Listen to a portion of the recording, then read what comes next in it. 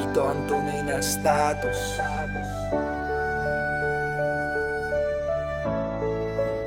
Boses ng masa, hindi para sa palakpakan, para sa katotohanan. Gigising sa umaga, laman ng tiyan ay hangin. Trabaho'y kulang, presyo'y laging umaangat pa rin. Pangarap na mahirap, tila ba malabong abudin. Habang ang may kapangyarihan, patuloy ang pagkamal ng yaman. Batay gutom, luha ang baon sa paaralan. Magulang napapagod, walang kasiguraduhan. Katarungan hinahanap pero tila mailap. Kapag pera ang kalaban, mahirap nang makalapit. Ang status, pakinggan ang sigaw.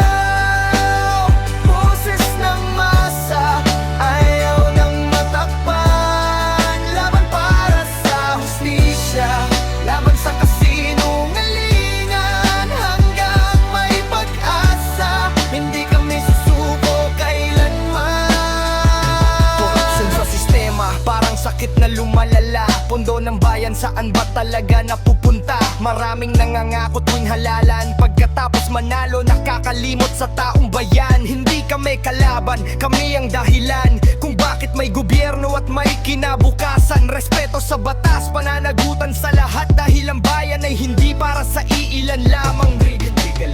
Hindi pag-asa at pagbabago, na balang araw ang bawat Pilipino'y tatayo. Kapag nagkaisa ang puso ng sambayanan, walang korupsyon ang kayang manaig kailanman. Ito ang status, pakinggan ang sigaw.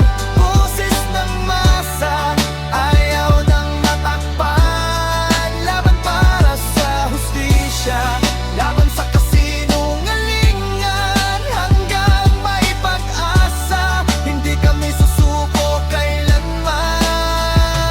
Ito ang status, ito ang katotohanan. Mahirap man ang laban, hindi bibitawan. Hustisya, pagkakapantay at tangal ng bayan. Hanggang sa bukas, ito ang aking panindigan.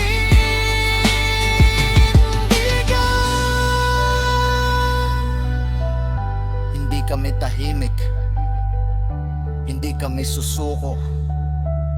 Ang tunay na status ng bayan.